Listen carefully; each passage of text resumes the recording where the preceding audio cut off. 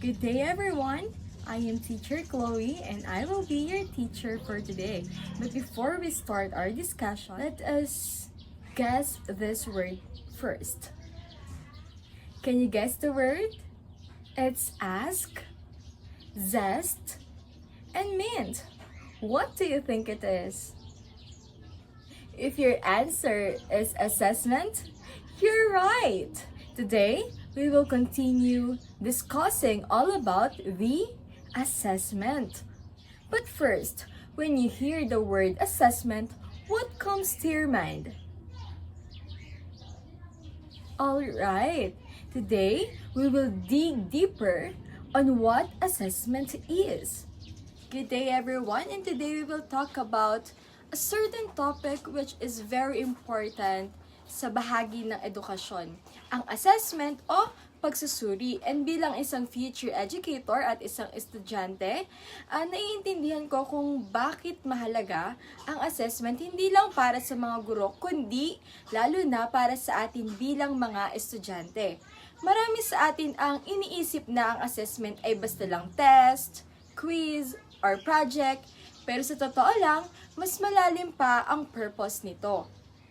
But first, let us now look back on the different types of assessment and their distinct uses. Kasi may iba't ibang uri ng assessment na ginagamit depende sa layunin nito. Narito ang ilan sa mga assessment methods at kung paano ito makatutulong. First is the formative assessment. Ito ay ginagawa habang ongoing pa ang lesson upang masukat kung naiintindihan na ng mga estudyante yung pinag-aaralan. For example, yung quizzes, recitation, and seat work. Next is the summative assessment. Ito naman yung pagkatapos ng isang lesson o unit upang sukatin kung gaano na ang natutunan ng estudyante. Example nito yung mga periodical exams, final projects, and even yung mga thesis. The third one is the self-assessment. Dito, tinataya, ina-evaluate mismo ng estudyante yung kanyang sarili or yung kanyang sariling learning progress, and nakatutulong ito upang matutong maging responsable sila sa kanilang sariling pagkatuto. Last one is the peer assessment, na yung mga kaklase naman niya yung nagbibigay ng feedback sa isa't isa para ma-develop yung critical thinking and even yung teamwork. And these types of assessments ay may kanya-kanyang papel sa ating pagkatuto. Ang assessment ay hindi lang pagsukat ng ating mga natutunan, kundi isa rin itong paraan para mapabuti natin ang ating pag-aaral, para ma-develop yung mga skills at mas maging handa sa hinaharap. In this discussion, iisa-isahin natin yung mga dahilan kung bakit mahalaga ang assessment at paano ito nakatutulong sa ating learning journey. Now, let's discuss the importance of assessment, at isa sa pinaka-importanteng layunin ng assessment ay yung pagtukoy kung ano na ang alam natin at kung ano pa ang kailangan nating pag-aralan.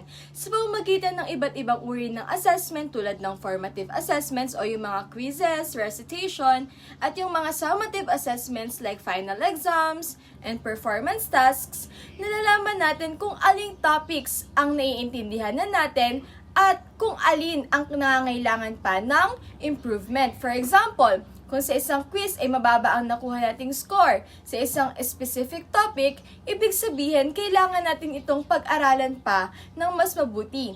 At sa kabilang banda naman, kung mataas naman yung score natin, ibig sabihin naiintindihan na natin ito at hindi na tayo handa na tayong mag-move forward sa susunod na lesson.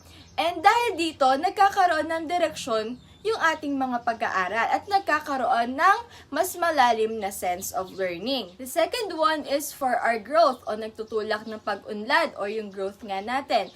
Assessment is not just about grades. It is also a way to push ourselves to grow and improve. Kapag nakikita natin yung progress natin, mas magkakaroon tayo ng motivation na mas pagbutihin pa yung ating mga pag-aaral. Minsan, kapag mababa yung score natin, nararamdaman nating parang bagsak na rin yung confidence. Pero dapat nating tandaan na yung assessment ay hindi lang tungkol sa mataas o mababang score. Ito ay tungkol sa learning process at ang mahalaga ay ang pag-unlad, hindi lang sa grades, kundi pati na rin sa ating pagpapahalaga sa pagkatuto. For example, Kung sa una nating quiz ay mababa yung nakuha nating score, pero sa susunod ay tumaas na. Ibig sabihin, may improvement na tayo. Dapat natin gamitin yung assessment bilang motivation at para mas galingan pa at hindi bilang maging hadlang sa ating mga pagkatuto. The third one is to build our confidence as a student o nakatutulong ito upang ma-enhance yung confidence ng isang mag-aaral. Lalo na kapag nakakuha tayo ng good scores o kahit simpleng improvement lang sa ating performance, nagkakaroon tayo ng confidence sa ating sarili at mas nagiging open tayo sa learning at hindi tayo natatakot sumubok ng bago. For example, kapag nasanay tayong humarap sa oral recitations at performance task, mas nagiging confident tayo sa public speaking at pagpapahayag ng mga ideas natin. Hindi lang ito makatutulong sa ating pag-aaral, kundi pati na rin sa ating future career. Napakahalaga ng confidence dahil ito yung nagtutulak sa atin upang harapin yung iba't ibang challenges sa school at sa buhay. And sa pamamagitan ng assessment, natututo tayong tanggapin yung ating mga strengths and weaknesses at mas natututo tayong magtiwala sa ating mga sarili at sa ating mga kakayahan. The fourth and the last one is prepares for future learning o naghahanda para sa hinaharap. Hindi lang sa school mahalaga yung assessment, kundi pati na rin sa real life. Because through assessments, nahasa yung ating critical thinking, problem solving, at time management skills o yung mga skills na magagamit natin sa future career. Sa trabaho, hindi mawawala yung evaluations, feedback, at performance reviews. For example, kung tayo ay magiging teacher na, siguradong daraan tayo sa lesson observations at mga evaluations para matiyak kung magiging epektibo ba tayo. At kung papasok tayo sa profession na ito, yung mga performance assessments, meron din para masukat yung kakayahan natin. Kaya habang estudyante pa lang tayo, dapat masanay na tayo sa assessment dahil ito ay isang preparation para sa mas malalaking hamon sa buhay. Therefore, assessment ay isang mahalagang bahagi ng ating learning journey. Hindi lang ito tungkol sa pagsusulit o sa grades natin, kundi ito ay isang instrumento upang tayo ay matuto, lumago, at maging mas handa sa hinaharap. And as a future educator, mahalaga na maunawaan natin yung tunay na kahulugan ng assessment dahil ito ay isang tool na dapat gamitin upang matulungan yung mga estudyante na mag-improve, maging confident, at maging handa sa totoong buhay. Sa susunod na magkaroon tayo ng test, quiz, o kahit anong assessment, hindi na natin ito tinitingnan bilang isang pressure, kundi bilang isang opportunity na upang matuto at umunlad. And that's all. Thank you for listening.